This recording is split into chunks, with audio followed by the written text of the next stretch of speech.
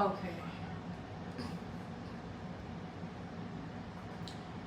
Mr. Visible, got it. Hey y'all. What's going on, everybody? What's going on? I'm back. I'm back again.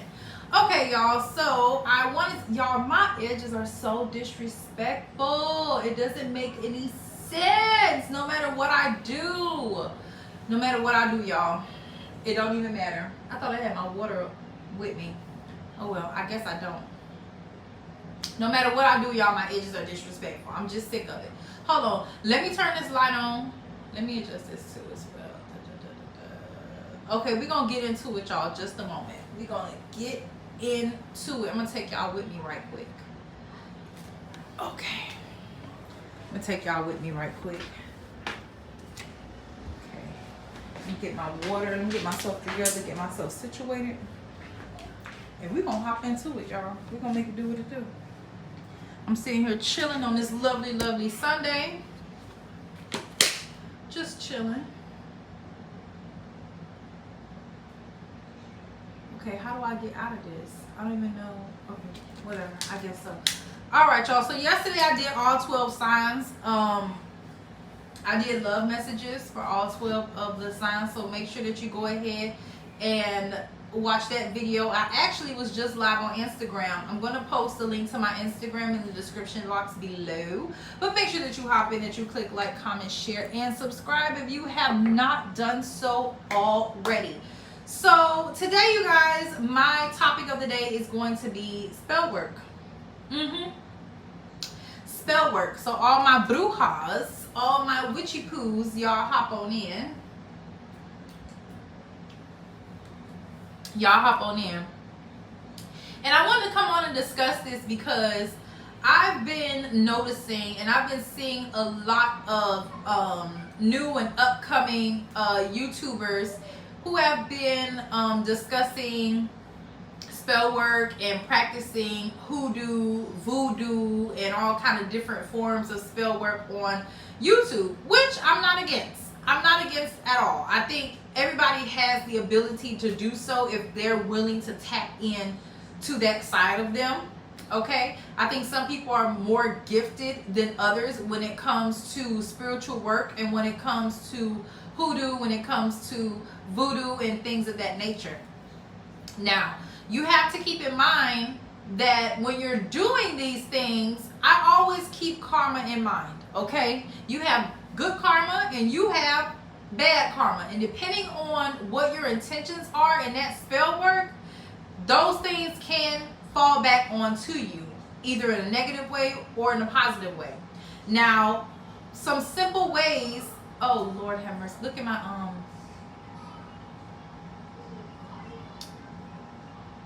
hold on. Okay, I don't know if y'all can see that, but I see it. They probably watching me, y'all.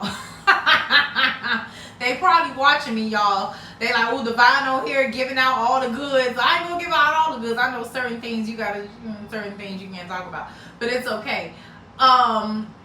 I think for starters, for somebody that's starting out and doing spell work and practicing magic, because magic is real. The spiritual realm is real. Spirits are real. Magic is real. Hoodoo, that is real shit. I have seen things manifest. I've seen things manifest that I have done personally, and I've seen things manifest that other people have done as well. But I just want to come on here and give a little advice for my younger witchy poos who are upcoming and wanting to dabble into the spiritual realm and get into spell work and spirituality. Number one, spell work is nothing to play with. It's nothing to play with. Anything involving spirituality, even as simple as tarot reading or whatever the case, it's nothing to play with. I've had good experiences and I've had bad experiences as well, especially when it came to tarot. You guys were with me throughout that whole journey. I actually stopped reading tarot for a long time because I had a really weird, funky experience. But I just had to do my research and find out what works for me. So before you start dipping and dabbling into things, do your research. Really do your research, because you could be playing with something that's bigger and badder than you and you don't even know what's going on. Protection work is number one. Before you start manifesting, before you start doing spell work, before you start making spell jars and burning candles and all that stuff, you need to learn to do your protection work. I think that's one thing that a lot of people who are into spirituality don't teach the younger ones that are coming up, that protection against darker entities and lower vibrational spirits is very, very important. Okay, because when you are spiritually inclined and you're able to connect with spirit and connect with the other side so easily, there's a different aura about you that is visible in the spiritual realm that's not visible in the physical realm. And just like, let's say there's somebody who has a lot of money and they always flossing and flexing and they wearing their gold chains and they watches and they Gucci or whatever. If you in the wrong place at the wrong time, somebody will run up and rob you and you could lose your life. Same thing when it comes to spirituality. When you're spiritually inclined and your third eye chakra is open and you have a different aura about you than people who are not, that spiritually inclined. And lower vibrational entities see that and want to feed off of that, so you can be attacked. You get what I'm saying? If you don't protect what it is, protect your gift that you have. One thing that you could do is, and one thing that I actually practice, white sage. White sage is one thing that I use in my home. I actually just cleansed my house, but I used, I'm all out of sage. So I use some pine, and I also use some lavender, and I just make a burn, like a burn offering with it, and I just go around my house. And I also use my cedar. I love the way that it smells. I use my Palo Santo in the house, and just to clear out the energy. When it comes to burning sage, because there are many different forms of protection work, but when it comes to burning sage, if I use sage or cedar today, I'm not going to use Palo Santo in the same day. I'm not going to do that. Why? Because it's two conflicting energies. You're going to confuse the atmosphere. Sage is a very aggressive form of clearing out energy, and you don't want to sage too much because you don't want to strip the positive energy in the home as well. You only want to strip away the negative energy. So if I'm using sage to push out energy, Palo Santo invites energy. It invites the good energy, the positive energy. Excuse the noise in the background, the boys are outside playing. But Palo Santo, it invites energy, and sage pushes out energy. So you don't want to confuse the atmosphere. So if I burn sage today, if I want to burn Palo Santo, I wait until the next day. I give at least 24 hours, okay, to make sure everything is cleared out, and then I can invite in the positive energy that I want in the home. That's one thing that you want to do. Also, if you're into tarot reading, tarot cards, or if you use what are those things that pentagrams or whatever the case, however you read or connect with spirit, you need to cleanse your materials as well. Florida water. This is something, I gotta buy some more, but this is something that I use as well. You can use this on your body.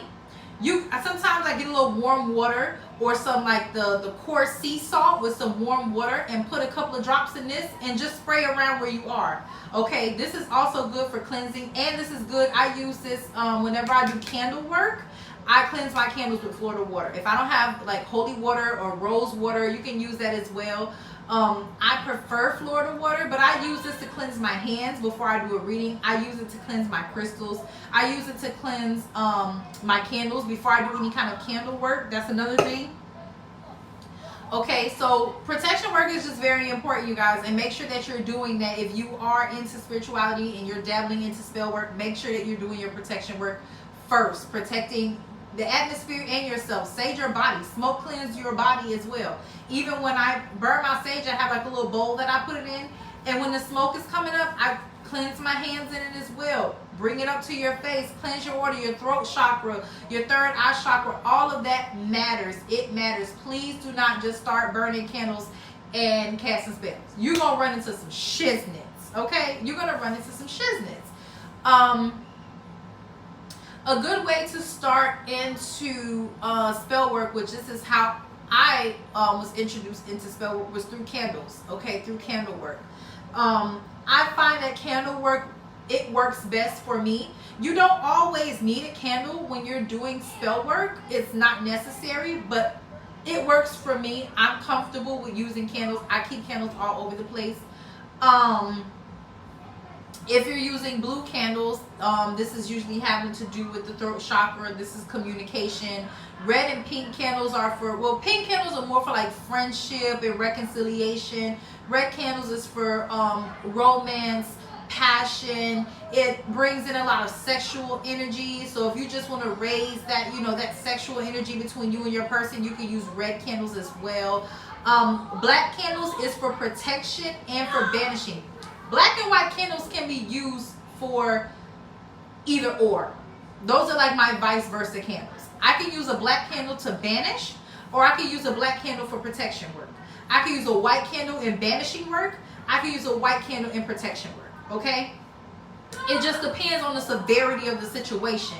Like if I really want to like push something out, if I really want to banish something, if I'm like doing some hard ass work, like if I'm doing some if I'm doing some devious shit, I'm not using no white candle. I'm busting out the black candles, okay? If I'm doing some like baneful work, I'm using my black candles. What else? When I do my road opening, if you want to do like road opening rituals, usually you see people using orange candles, yellow candles. That's bringing in opportunities. That's opening the road, opening the doors for you. Green candles also for money. Okay, money and finance. I've done some money work before and that mess worked. But let me tell you something. Here's a little secret I'm going to give y'all.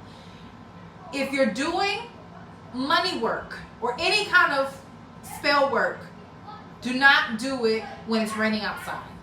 I don't know what it is. But when the atmosphere, when there's moisture in the air, and when it's raining, when it's stormy, when the atmosphere is wet and it's moist, it creates some kind of a blockage. I don't know what it is. I can't explain it. But it creates some kind of a blockage. I remember one time I had just gotten into candle work. And it's so much into it. I'm not gonna get into everything right now. I'm just briefly going through everything. I really just wanted to stress protection work in this video. But I was doing a money ritual. And I mean, I had the whole setup. I had my jar, I had my cinnamon, my rice, my candle, my Florida water, my petition and everything. I mean, I was just, I was into it. And I realized that it was raining outside. I said, shit. I was like, this right here, I still have faith. I finished the work, but there was definitely a blockage and a delay in that money spell. It was a delay. I'm telling you, you're going to tell the difference. So only do it when it's nice and dry outside. No rain, no moisture. Even like if it rains today, and then you know the next day it's not raining, but it's the grass is still wet, it's still moisture in the atmosphere. Wait until it dries out completely, then do your work. Then do your work. So there's a little tip for y'all right there. That's just for me. I don't know how everybody else, you know, does their thing or whatever, but this is how I program. So, what's another thing I could give y'all when it comes to working candles as well? When you're working candles, you want to pay attention. And whether it be 7-day candles or chime candles, I'm a chime candle kind of girl. But sometimes I like to buy those thick ones because you can write your petition. You can carve your petitions in the candles. That's why I like using candles in my work, because not only will I write the petition, but I also carve the petition in the candle as well after I've cleansed my candle as well. You don't want to start any kind of work until you've cleansed it. As soon as you get that candle, you get your rose water or your holy water or your Florida water. You cleanse that candle real good. Try not to get any product on the wick because you don't want it to affect, you know, the burn or whatever the case. But make sure that you cleanse all of your materials before you start doing anything. What was I going to say? Come back to me. Come back to me. Yeah, make sure that you're cleansing your candles before you do any kind of work. I like to use chime candles, or sometimes I buy those thick, long candles because it's easier to write on them. If you want to carve your petition in the candle, I always use a wooden stick You know those wooden like shish kebab sticks that you can buy from the dollar store? I use that because I just feel like the energy is cleaner. If I'm doing any kind of baneful work or banishing work, I'll use a needle. I'll use a needle to carve my petition inside the candle. But that's all that I have for you guys for today. I am going to be back with some more advice when it comes to spell work and hoodoo and voodoo and whatever the case. I'm not a black magic kind of person. I don't really dabble into black magic. But if it's needed to do baneful work, if it's needed, then it's needed. But that's not really my program. That's not really how I get down. But until next time, you guys, I hope you guys enjoyed this video. I just thought it would be important for me to just hop in and share it with you guys, because I see a lot of it going on. You know, in this YouTube world, a lot of people are dabbling into spell work and magic and whatnot. And, you know, do what's best for you, but make sure that you're protecting yourself as well, because you don't want to make yourself or other people around you susceptible to, you know, low vibrational things coming into your life. You don't want that. So make sure that you're doing your protection work and that you're being very, very careful, and that your intentions behind the work is clear.